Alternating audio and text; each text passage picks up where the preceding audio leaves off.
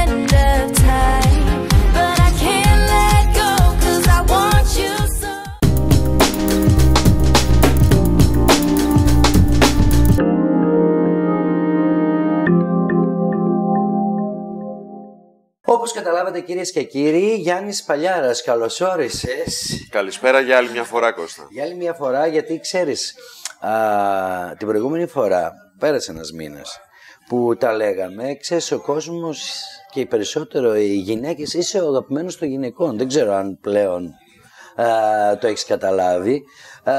Έβγαινα έξω, με ρωτούσαν συνέχεια, ξέρεις, διάφορα. Δηλαδή, σχολιάζεται πάντα όταν κάνεις μια συνέντευξη, Γιάννη. Δεν ξέρω για ποιο λόγο τον τελευταίο καιρό προκαλείς. Τι είναι αυτό που σε έχει πιάσει? Ήσουν από τα παιδιά που δεν... Πάντα ήσουν διακριτικός. Τελευταία είσαι χήμαρος. Δηλαδή τα λες τα πράγματα, κάτι θα πεις, κάτι θα κάνεις και θα συζητηθείς. Εντάξει, όπως είπες και εσύ, δεν έχω προκαλέσει ποτέ σκόπιμα στα τόσα χρόνια που είμαι σε αυτό το χώρο. Όσον αφορά για τον κόσμο και για τις κυρίες που είπες πριν, η αλήθεια είναι ότι έχω πάρει πολύ αγάπη από τον κόσμο, από γυναίκες περισσότερο, αλλά και από άντρες που με παρακολουθούν και με θαυμάζουν για το σώμα μου. Πάρα πολλά παιδιά μου ζητάνε συμβουλές για το γυμναστήριο, για τη διατροφή και πώς μπορούν να φτιάξουν ένα όμορφο σώμα. Είναι πολύ ευχάριστο αυτό. Μ' αρέσει, με γεμίζει. Περίμενες ότι η μισή Ελλάδα θα ήταν με ένα κομπιουτεράκι για να υπολογίζει το 4.000 που έχεις δηλώσει ότι έχεις πάει με γυναίκες? Περίμενες λοιπόν ότι μετά από αυτή τη δήλωση όλοι και όλες που ενδιαφέρονται θα ήταν με ένα κομπιουτεράκι στο χέρι? Ούτε εγώ, αλλά ούτε και κανείς άλλος νομίζω ότι περίμενε όλο αυτό. Έχεις μετανιώσει που το είπες, Γιάννη? Κώστα, δεν μετανιώνω ούτε για αυτά που κάνω, ούτε για αυτά που λέω. Σαν άνθρωπος είμαι αυθόρμητος. Πώς επηρέασε τη ζωή σου μετά από αυτή τη δήλωση και όλος αυτός ο ντόρος που έγινε? Σίγουρα άλλαξαν αρκετά πράγματα. Έχει αλλάξει λίγο ο τρόπος που με αντιμετωπίζει ο κόσμος. Έχω γίνει πιο αναγνωρίσιμος, ακόμα περισσότερο. Πόσο πιο αναγνωρίσιμος? Εντάξει, όλο το καλοκαίρι ήταν παντού η επίμαχη δήλωση, οπότε όποιος δεν με ήξερε με έμαθε πλέον. Όταν συμμετείχες στο σύριαλ του Αντένα, στον Αντένα δεν ήτανε? Ναι. Μάλιστα, δεν είχες την αναγνωρισιμότητα. Δηλαδή, μια δήλωση μπορεί να σε κάνει πιο διάσημο ή πιο γνωστό από ότι το να συμμετέχεις σε ένα σύριαλ στο πρώτο κανάλι της χώρας. Συνειδητοποίησα ότι υπήρχε και κόσμος που δεν με ήξερε και με έμαθε από την δήλωση αυτή. Άρα λοιπόν ένα σκάνδαλο μέσα σε εισαγωγικά μπορεί να εκτινάξει το όνομα κάποιου. Εντάξει, θεωρώ ότι όλος αυτός ο ντόρος προκλήθηκε, Κώστα, λόγω ότι η χώρα μας τη δεδομένη στιγμή που υπόθηκε η συγκεκριμένη ατάκα ήμασταν σε ένα καλοκαίρι που είχαμε περάσει δημοψηφίσματα, capital control, όλα αυτά είχαν στρέψει την προσοχή του κοινού και όλων των περιοδικών και των δημοσιογράφων στα πολιτικά δρόμενα. Έτσι λοιπόν όλοι οι Έλληνες είχαν την ανάγκη να ξεσκάσουν. Το σεξ πουλάει, Γιάννη, περισσότερο ακόμα. Δηλαδή η κλειδαρότρυπα στον χώρο της showbiz πουλάει ακόμα και αυτή την εποχή που ο κόσμος δεν έχει να φάει, που περνάει δύσκολα. Και βλέπουμε ότι στις εκπομπές, ας πούμε, έχω ρωτήσει πρόσφατα σε ένα κάλεσμα που είχαμε κάνει τη Ζέτα Δούκα για μια εκπομπή που έκανε και της λέω ποιο ήταν το πρώτο θέμα στην εκπομπή που αποσχόλησε το κοινό. Λέει η στατιστική δυσλειτουργία των αντρών. Που είναι μεγάλο σε ποσοστό. Δεν ξέρω αν το ξέρεις. Εγώ, όπως καταλαβαίνεις, δεν αντιμετωπίζω τέτοιο πρόβλημα. Καλά, αυτό είναι σίγουρο. αλλά θέλω είναι να σου κάτι πω ότι που νομίζω το άγχος, η κρίση, οι γρήγοροι ρυθμοί επηρεάζουν τη λίμπιντο. Εσύ, εντάξει, γυμνάζεσαι και διώχνεις το άγχος. Νομίζω ότι η γυμναστική περισσότερο δίνει. Η γυμναστική μας βοηθάει πάρα πολύ. Δεν είναι μόνο ότι κάνουμε ένα όμορφο σώμα και το θαυμάζουμε και το θαυμάζουν και οι άλλοι. Η γυμναστική βελτιώνει τα επίπεδα του ύπνου, είναι αντικαταθλιπτική. Βοηθάει πάρα πολύ τον οργανισμό. Εμένα βοηθάει πάρα πολύ στο να συγκεντρώνομαι. Πώς γίνεται λοιπόν να κρατάς αυτό το σώμα μέχρι και σήμερα? Είναι πολύ σημαντικό. Θα μου το πεις σε λίγο. Καταρχήν να σε καλωσορίσω, γιατί μπήκαμε αμέσως στα βαθιά. Εξάλλου πρέπει να πούμε πολλά σήμερα, γιατί ήσουν καλεσμένος και στην εκπομπή του Γρηγόρη Αρναούτογλου και εκεί κάνεις δηλώσεις και εκεί πάλι σχολιάζεσαι. Πώς φαίνεται ο χώρος καταρχήν? Παλιός καφενές, εντελώς ανακαινισμένος. Μ' αρέσει, έχει μια ηρεμία. Μια άβρα θετική, έτσι. Και θετική και νομίζω ότι σου δίνει την αίσθηση ότι είσαι σε μια άλλη εποχή. Έτσι. Παλιός καφενές. Ξύλινη επένδυση, το ξύλο έτσι κι αλλιώς δίνει ζέστη. Είναι ζεστό, είναι ωραίο μαγαζί. Πάμε να απολαύσουμε το νέο χώρο εδώ στον καφενέ που έχει ανακαινιστεί, κυρίες και κύριοι, για εσάς που δεν το γνωρίζετε, σε έναν υπέροχο ανακαινισμένο χώρο πλέον. Θα μπορείτε να απολαύσετε το γεύμα σας και σας το προτείνουμε εξάλλου, διότι αποτελεί την πρώτη διασκέδαση για αυτήν την εβδομάδα και σε λίγο περισσότερο Γιάννης Παλιάρας στην εκπομπή μας. Μιας και βρίσκεται εδώ για ποιο λόγο? Έχεις εμφανίσεις? Ναι, έχω 2 εμφανίσεις στη Βόρεια Ελλάδα. Σήμερα είμαστε στην Καστοριά. Και γι' αυτό φόρεσαι στη Γούνα, για να τιμήσεις τους γουναράδες. Και για να αντιμετωπίσω το κρύο, Κώστα. Γιατί στην Αθήνα έχει 14 βαθμούς. Καλή διασκέδαση. Ξεκινάμε και σε λίγο πάλι κοντά σας. Επιστρέφουμε, κυρίες και κύριοι, εδώ στον ανακαινισμένο χώρο στον Παλιό Καφανέ. Στην παρέα μας ο Γιάννης Παλιάρας, για εσάς που μπήκατε τώρα στην παρέα μας, διότι πάντα ο Γιάννης ξεχωρίζει. Ηθοποιός ή μοντέλο? Μοντέλο ή ηθοποιός? Τι ταυτότητα δίνεις στον εαυτό σου? Εντάξει, γιατί τώρα σου με ερχόμουν, λέω Γιάννης Παλιάρας, ο ηθοποιός, μετά το μοντέλο. Τους έχεις μπερδέψει λίγο, νομίζω. Ναι, εντάξει. Τι περισσότερο υπερισχύει στο μυαλό του κόσμου? Κοίταξε να δεις, Κώστα, από 20 χρόνια μέχρι 30 δούλεψα με επιτυχία σαν μοντέλο στην Ελλάδα και στο εξωτερικό. Στα 30 μου πέρασε στην υποκριτική, δουλεύω περίπου 10 χρόνια δηλαδή σαν ηθοποιός, έχω κάνει 3-4 σύριαλ. Έχεις προτάσεις? Τώρα μόλις ολοκληρώθηκαν τα γυρίσματα του ΡΑΜΑΤ και είμαι σε συζητήσεις για την επόμενη μου δουλειά που θα ξέρουμε σε λίγο τι θα είναι. Δεν νιώθω την ανάγκη να δώσεις ταυτότητα. Να δώσω ταυτότητα. Στον κόσμο πώς πιστεύεις ότι θα μείνει η εικόνα σου? Όταν θα ακούνε Γιάννης Παλιάρα, τι πιστεύεις ότι εντάξει, θα ασχολούμαι με πάρα πολλά πράγματα. Πολλοί με ξέρουν από το Men's Health, το περιοδικό που έχω κάνει πάρα πολλά εξώφυλλα και στο μυαλό τους είμαι σαν fitness icon, άλλοι με θυμούνται σαν μοντέλο. Οι πιο νέες γενιές περισσότερο από την τηλεόραση σαν ηθοποιό. Είμαι ένας άνθρωπος που είμαι πολύ πράγμα, μου αρέσει να ασχολούμαι με πολλά πράγματα. Δεν αισθάνομαι την ανάγκη να έχω να αποκτήσω μια ταμπέλα. Σου το λέω γιατί στο παρελθόν όταν ρωτούσα τη Γογό Μαστροκώστα ποιο είναι το παράπονο σου, έτσι από το χώρο του showbiz, μου λέει είναι ότι δεν έχω ταυτότητα. Είμαι η μοναδική κοπέλα η οποία έχω κάνει τα περισσότερα εξώφυλλα στα περιοδικά, αλλά δεν έχω ταυτότητα. Δηλαδή, τι είμαι, τραγουδίστρια, είμαι γυμνάστρια, είμαι celebrity, δεν ξέρω τι είμαι. Ναι, και εγώ έκανε λίγο απ' όλα. Ναι, λίγο απ' όλα. Οπότε και αυτό ήταν το μεγάλο της παράπονο, ότι δεν είχε μια ταυτότητα. Ας πούμε, παρουσιάστρια, τα είχε, δηλαδή ήταν όλα και τίποτα. Γι' αυτό στο λόγο στο ρωτάω. Εντάξει, παρόλα αυτά όμως είναι αρκετά χρόνια στη showbiz με μια πετυχημένη καριέρα. Έτσι. Γιατί καλοπαντρεύονται όλες αυτές οι διάσημες καλονές, Γιάννη? Τι πιστεύεις? Δηλαδή, βλέπουμε. Η Τζέννη Μπαλατζίνου, έτσι από πολύ μικρή, στέβεται στα Ρελάς, παντρεύεται τον τότε number one εκδότη της χώρας. Θεωρώ... Βλέπουμε Μισελάς Βατίδου. Παντρεύεται τον κορυφαίο δικηγόρο Αλέξη Κούγια. Έτσι, Μαστροκώστα, παίρνει τον καλύτερο ποδοσφαιριστή και τον πιο ακριβό, Ιωάννα Λίλη. Όλες αυτές, πώς γίνεται και παντρεύονται έτσι? Η δημοσιότητα ελκύει τους πλούσιους άντρες, ας πούμε σε ένα σε ελκύει. Θα έλεγα ότι δεν νομίζω ότι όλα τα κορίτσια που μπαίνουν στο χώρο της μόδας ή στοχεύουν σε ένα τίτλο είναι για να κάνουν ένα πλούσιο γάμο. Αλλά θεωρώ ότι μια κοπέλα που είναι επώνυμη, που αμείβεται μηνιαίως με κάποια λεφτά που προφανώς είναι πολύ περισσότερα από το βασικό μισθό ή από ένα μισθό, λογικό θεωρώ ότι είναι να θέλει ο σύντροφός της να είναι ένας άνθρωπος με μεγαλύτερη οικονομική επιφάνεια από αυτήν.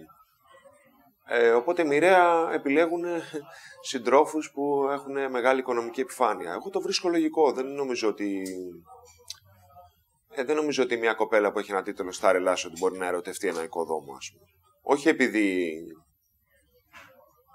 δεν βγάζει πολλά λεφτά, επειδή δεν νομίζω ότι έχουν πολλά κοινά. Ότι μια κοπέλα που έχει μια αλφα ζωή, ότι χρειάζεται κάτι αντίστοιχο και πιο πάνω. Ναι, αλλά δεν βλέπεις όμως τώρα, ας πούμε, βγαίνει η Τζέννη Βαλαντζινού και λέει ότι θα τα έφτιαχνε με ένα νεαρότερο και πολύ μικρότερο. Και νομίζω ότι κάτι τέτοιο ισχύει. Που σημαίνει ότι αυτό κάτι της έλειπε. Δηλαδή, βλέπουμε η Μάγκη Χαραλαμπίδου από πολύ μικρή. Ήταν παντρεμένη από τα 20 μέχρι τα 30 με τον Πολυχρονίο, ο οποίος τότε ήταν το είδωλό της και τα λοιπά και μετά βλέπουμε ότι μια στροφή της Μάγκης Χαραλαμπίδου σε πιο μικρούς άντρες. Ναι. Δηλαδή κάτι που της έλειπε, γιατί δεν έζησε όπως έπρεπε να ζήσει. Εντάξει, αυτό πώς το βλέπεις? Ότι όλες αυτές οι κοπέλες τους εκάστοτε συντρόφους τους ερωτεύτηκαν. Γιατί πολλές φορές ή συμφέρον. Συγκεκριμένα για τη Μάγκη, επειδή το ξέρω, επειδή έχω δεν μιλήσει μαζί της. Δεν μιλάω για τη Μάγκη, γενικότερα ναι. μιλάω. Πολλές φορές οι κοπέλες ερωτεύονται, αλλά όπως ξέρουμε ο έρωτας δεν κρατάει και πολύ πάντα. Ερωτεύονται τι, τη δημοσιότητα, την ισχύ, τη δύναμη? Νομίζω όλα αυτά μαζί που αποτελούν την προσωπικότητα ενός άντρα.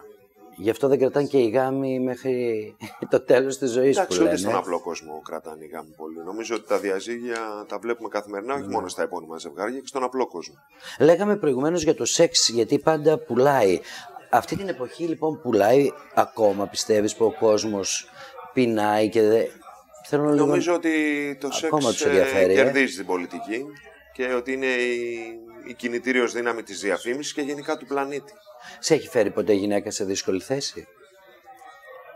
Δεν έρχομαι... Εννοώ με ακραία εκδήλωση θαυμασμού, η οποία να σε έχει σοκάρει, ας πούμε. Δεν έρχομαι εύκολα σε δύσκολη θέση, αλλά μου έχει συμβεί. Μάλιστα. Δηλαδή όταν μια θαυμάστρια προσπαθεί να σε ακουμπήσει σε κάποιο σημείο, ας πούμε. Σε ακούμπησε εσένα? Εντάξει, μου έχει τύχει, ναι, αρκετές φορές. Και πώς αντέδρασες? Συνήθως με ακουμπάνε στους κοιλιακούς και κάποιες που έχουν πιο πολύ θάρρος ή θράσος, ίσως προσπαθούν και κάτι ακόμα. Το έχουν πιάσει στο επίμαχο σημείο. Εντάξει, μου έχει τύχει. Πώς αντιδράς? Εντάξει, ένιωσα προς στιγμή λίγο αμήχανα, αλλά μετά ενέδωσες? ξεπέρασα με χιούμορ.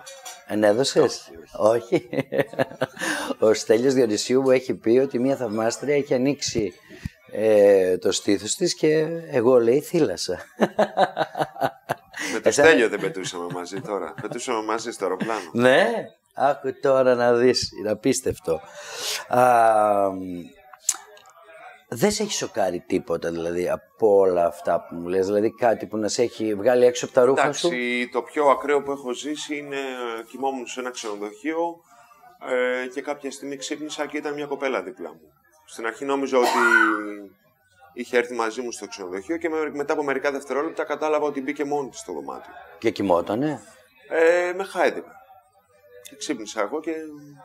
Πού έγινε αυτό, στη Χαλκιδική? Όχι, όχι. Αθήνα? Σε κάποιο νησί. Ναι, μετά υπήρξε? Όχι, δεν υπήρξε γιατί σουκαρίστηκα εγώ και... τώρα σκέψου, ρε Κώστα, εκεί που κοιμάσαι να δεις έναν άνθρωπο δίπλα σου και να μην το έχεις ανοίξει. Στο δωμάτιο? Έμενα σε μια σουίτα σε ένα πολύ μεγάλο ξενοδοχείο, η οποία είχε 2 πόρτες και προφανώς δεν είχα κλείσει καλά τη μία. Άκου να δεις. Πράγματα απίστευτα. Μάλιστα, κάνουμε ένα διάλειμμα, κυρίες και κύριοι, και επιστρέφουμε. Εδώ έχουμε πολύ όμορφες συζητήσεις. Μας πεις κι άλλα ωραία. Δεν μένουμε μόνο εδώ. Φύγαμε και επιστρέφουμε. Εδώ Θεσσαλονίκη, κυρίες και κύριοι, για εσάς που μπήκατε τώρα στην παρέα μας, ο Γιάννης Παλιάρας, εδώ στον παλιό καφενέ, σε έναν εντελώς ανακαινισμένο χώρο πλέον. Έχει ανακαινιστεί ο χώρος για εσάς που δεν το γνωρίζετε και απολαμβάνουμε εδώ μια πολύ όμορφη συζήτηση, διότι ο Γιάννης, ο Σπα, έτσι λένε. Σπα λένε. Ναι, Σπαλιάρας. Είναι το κανονικό σου όνομα, Σπαλιάρας αυτό? Δεν όχι, είναι καλλιτεχνικό, Κώστα. Είναι κάτι που δεν στο έχω πει ποτέ. Το κανονικό μου ήταν Χαστούκης. Χαστούκης. Ναι, και επειδή δεν ήταν πολύ έβυχο, το έκανα Σπαλιάρας. Είναι γνωστό στον κόσμο αυτό? Όχι, βρε, πλάκα κάνω. Το πίστεψε. Μα είναι δυνατόν να κάνει κανείς καλλιτεχνικό επίθετο το Σπαλιάρα? Σε πληροφορώ ότι πρόσφατα έκανα συνέντευξη τον Τέρι Χρυσό και μου αποκάλυψε το πραγματικό όνομα της Μαρινέλας. Κική Παπαδοπούλου. Εγώ λέει δεν ξέρω τη Μαρινέλα, ξέρω την Κική Παπαδοπούλου. Και μου είπε να σου πω ότι όλα πώς βγήκε το όνομα Μαρινέλα. Ήταν πολύ συνηθισμένο. Είχαν όλοι ψευδόνυμα, νομίζω, οι τραγουδιστές. Δηλαδή το Μέρι Λίντα, όλα αυτά δεν νομίζω ότι ήταν κανένα. Ήτανε μόδα, ας πούμε, να αλλάζει. Και το Μαρινέλα, τώρα μια που αναφέραμε, βγήκε ότι από ένα τραγούδι που έλεγε, ας πούμε, εκείνη την εποχή ένας μπουζουξής, ο Χάρμας, έτσι μας είπε, ο οποίος έλεγε Μαρινέλα, Μαρινέλα, είσαι μούρλια, είσαι τρέλα. Και ήταν το σουξέ της εποχής. Και μάλλον αυτός ερωτεύτηκε τη Μαρινέλα και την ονόμασε Μαρινέλα. Και χώρισε με τη γυναίκα του γι' αυτό το λόγο. Πάντως νομίζω ότι η Μαρινέλα με οποιοδήποτε όνομα ότι θα έκανε καριέρα με τέτοια φωνή. Ο Τέρις Χρυσός αποκαλύπτει πολλά στο βιβλίο που έχει γράψει. Εσύ θα γράψεις βιβλίο? Έχω δεχτεί κάποιες προτάσεις. Στο μέλλον ίσως. Θα αναφερθείς σε ονόματα? Όχι, δεν νομίζω. Θα μιλήσεις για τις σεξουαλικές εμπειρίες σου με τις επώνυμες κυρίες των Αθηνών? Νομίζω και αυτά που είπα ήταν πολλά. Εξάλλου, γιατί ήταν πολλά? Οι περισσότερες κυρίες είναι παντρεμένες με παιδιά, οπότε τώρα δεν υπάρχει λόγος να ενοχλήσουμε και να θίξουμε. Ναι, αυτό είναι προς τιμήν σου όμως. Εντάξει. Ο θεσμός της οικογένειας πλέον για σένα? Ένα παιδί θα ήθελα στη ζωή μου. Χτύπησε το καμπανάκι της πατρότητας για τον Γιάννη Παλιάρα? Δεν νομίζω ότι χτυπάει καμπανάκι. Νομίζω ότι πρέπει να γνωρίσουμε τον άνθρωπο που θα μας εμπνεύσει. Το θέμα είναι να νιώσεις κι εσύ. Εντάξει, σίγουρα εσύ και η ηλικία παίζει ρόλο, αλλά νομίζω ότι γνωρίζεις τη γυναίκα που σκέφτεσαι ότι αυτή είναι η μάνα των παιδιών ή το αντίστοιχο η γυναίκα για έναν άντρα. Μάλιστα. Εσύ αυτή τη στιγμή νιώθεις έτοιμος να γίνεις μπαμπάς? Τα τελευταία 2 χρόνια το σκέφτομαι, ναι. Άρα αρχίζει και χτυπάει το καμπανάκι. Μάλλον, ναι. Τι απαντάς σε αυτούς που λένε ότι ο Γιάννης Παλιάρας αποκλείεται αυτό το σώμα να το κρατάει σε αυτή την ηλικία? Μάλλον θα παίρνει αναβολικά. Φαντάζομαι ότι θα το έχεις ακούσει, έτσι. Καλά, το ακούω χρόνια αυτό για μένα, αλλά πάνω σε αυτό θέλω να σου πω, Κώστα, ότι τη στοιχειώδης γνώσης να έχει κάποιος. Φυσικά, εγώ συγγνώμη, σε ξέρω από 18 χρονών και η κοιλιακή σου και ο αγώνας σου που έχεις κάνει για να έχεις αυτό το σώμα, ναι. Όλοι το ξέρουν, αλλά αυτό που οι νέοι ίσως να μην γνωρίζουν. Θα σου έλεγα λοιπόν είναι ότι ένας άνθρωπος που έχει έστω τη στοιχειώδης γνώσης πάνω στα αναβολικά μπορεί εύκολα να καταλάβει ότι ένας άνθρωπος που έχει 20 χρόνια το ίδιο σώμα, 12 μήνες το χρόνο, ότι δεν μπορεί να κάνει χρήση αναβολικών, γιατί αυτοί που παίρνουν αναβολικά έχουν διάφορα σκαμπανεβάσματα στο σώμα τους, στα κιλά, γιατί τα αναβολικά γίνονται σε κύκλους η χρήση. Να πούμε εδώ και στα νέα παιδιά που μας βλέπουν ότι εγώ πραγματικά είμαι κατά σε όλο το θέμα των αναβολικών που κάνει θράψη στο εμπόριο στη χώρα μας αλλά και παγκοσμίως, και πάνω απ' όλα ότι ακόμα και αν αποφασίσουν κάποιοι να κάνουν χρήση αναβολικών, να ξέρουν τι παίρνουν. Γιατί τα πλασάρουν οι έμποροι σαν καραμέλες. Δεν μου λες, έχεις συναντηθεί με την Άντζελα Δημητρίου σε γυμναστήριο και της είχες προτείνει να της δώσεις διατροφή κτλ.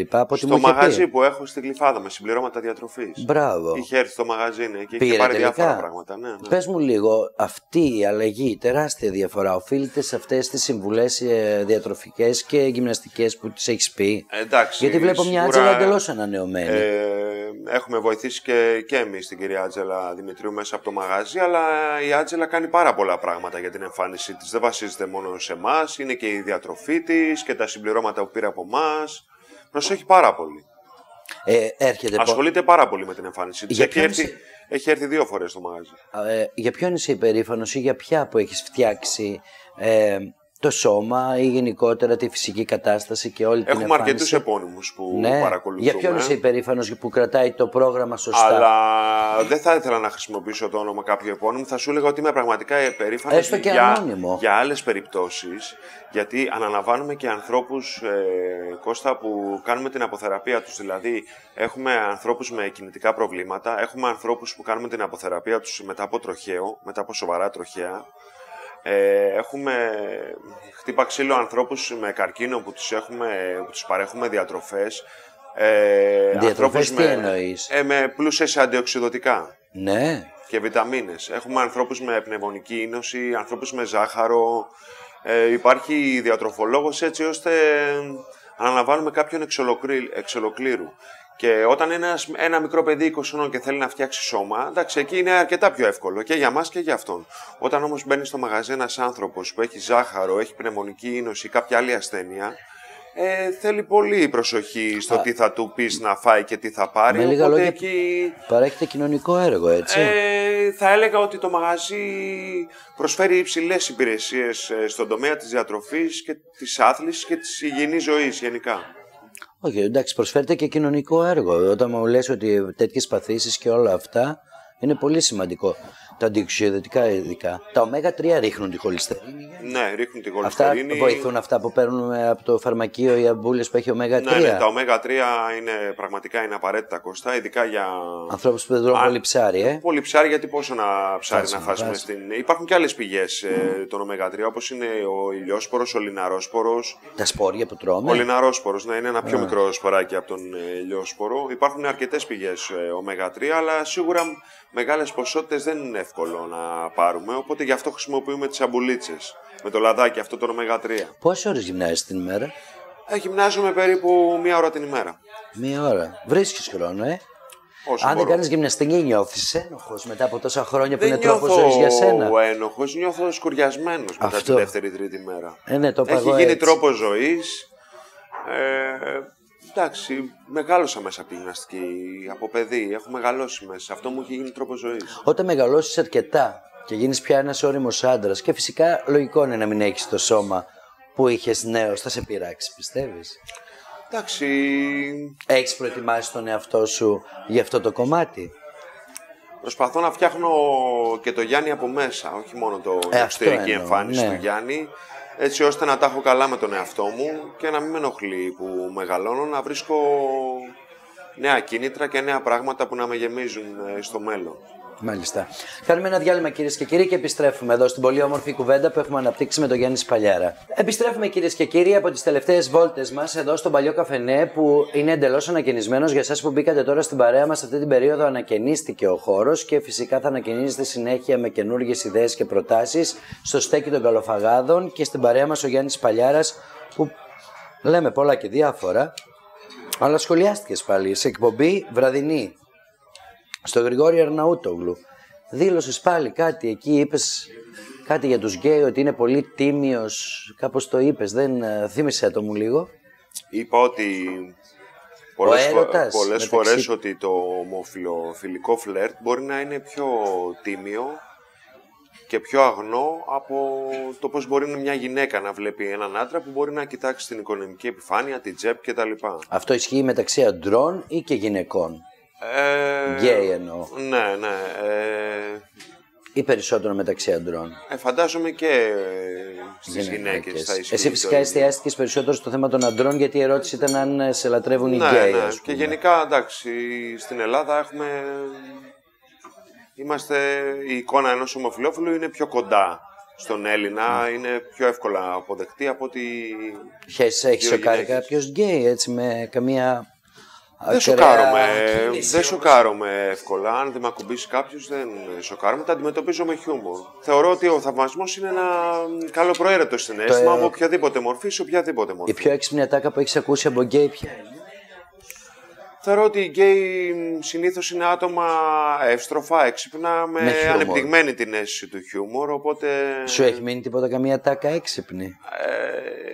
Νομίζω ότι οι γκέι στις showbiz μας έχουν τροφοδοτήσει με πάρα πολλές έξυπνες ατάκες. Τώρα δυσκολεύομαι να σκεφτώ κάποια. Που να σου έχει μείνει χαραγμένη στο μυαλό. Ο Μέμος Μπεγνής έχει δηλώσει ότι έχει κάνει τρίο. Ο Γιάννης Παλιάρας έχει κάνει τρίο. Νομίζω ότι έχω μιλήσει αρκετά για την ερωτική μου ζωή. Οπότε δεν μπορείς να μιλήσεις άλλο, Γιάννη. Ναι, του χρόνου ίσως. Πιστεύεις ότι μπορεί να μείνει το μάτι του κόσμου και τελικά να χαλάσει όλη αυτή η μαγεία? Ξέρεις, λένε πολλές φορές, «Α, τι ωραία κοιλιακή, τι ωραία». Μπορεί να σε ματιάξουν, ας πούμε. Φοβάσαι το κακό το μάτι? Το πιστεύει και η Εκκλησία μας εξάλλου. Ναι.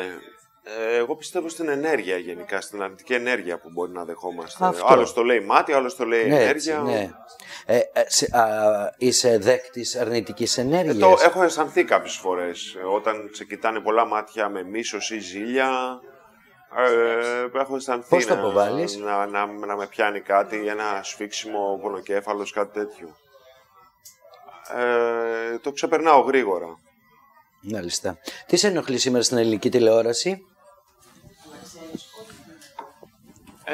Νομίζω στη φάση που βρίσκεται τώρα η ελληνική τηλεόραση είναι στην περίοδο που ανακάμπτει μετά την κρίση. Με ενοχλούσε πολύ τα προηγούμενα χρόνια που έβλεπα πάρα πολλά τουρκικά σύριαλ και έβλεπα τους Τούρκους ηθοποιούς και τις τουρκικές παραγωγές να παίρνουν τη θέση των Ελλήνων ηθοποιών, σκηνοθετών, να κλέβουμε ροκάματα με λίγα λόγια. Ναι. Οπότε βλέπουμε επανέρχονται οι ελληνικές σειρές. Αυτό είναι πάρα πολύ ευχάριστο και πολύ ενθαρρυντικό. Θα ήθελα περισσότερες εκπομπές και περισσότερα σύριαλ. Είσαι ακριβοπληρωμένος στο θέμα των εμφανίσεών σου ως μοντέλο ή ως ηθοποιός, ή ρίχνεις νερό στο κρασί σου? Εντάξει, τουλάχιστον σαν μοντέλο είχα φτάσει σε ένα επίπεδο υψηλό. Αρκετά υψηλό. Έκανες λεφτά από το χώρο της μόδας? Επειδή πρόλαβα να καλές δουλέψω εποχές. Ναι, έτσι, πριν την κρίση, καλές εποχές, μπορώ να πω ότι έχω βγάλει καλά χρήματα. Ο χώρος 7ης τέχνης πώς σε δέχτηκε? Με ανοιχτές τις αγκάλες ή πέρασες από πείρα? Εντάξει, δεν με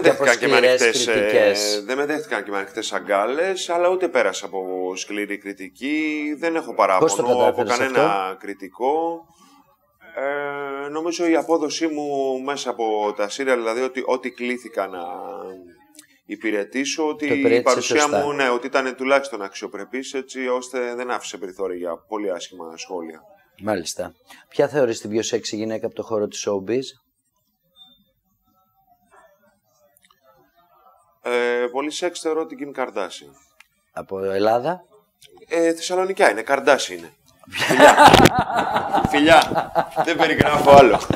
Σε αυτό το σημείο, κυρίες και κύριοι, πάρτε χαρτί και στυλό, διότι έφτασε η ώρα και κλείνουμε. Μην ξεχνάτε ότι η εκπομπή μας προβάλλεται κάθε Τρίτη, Τετάρτη και Πέμπτη στις 12 το βράδυ από το κανάλι 9 και ότι όταν έρθει η ώρα για καλό φαγητό, καφενές εδώ στην Περαία, εντελώς ανακαινισμένος χώρος σας περιμένει για να απολαύσετε μοναδικές γεύσεις. Πάρτε μία γεύση.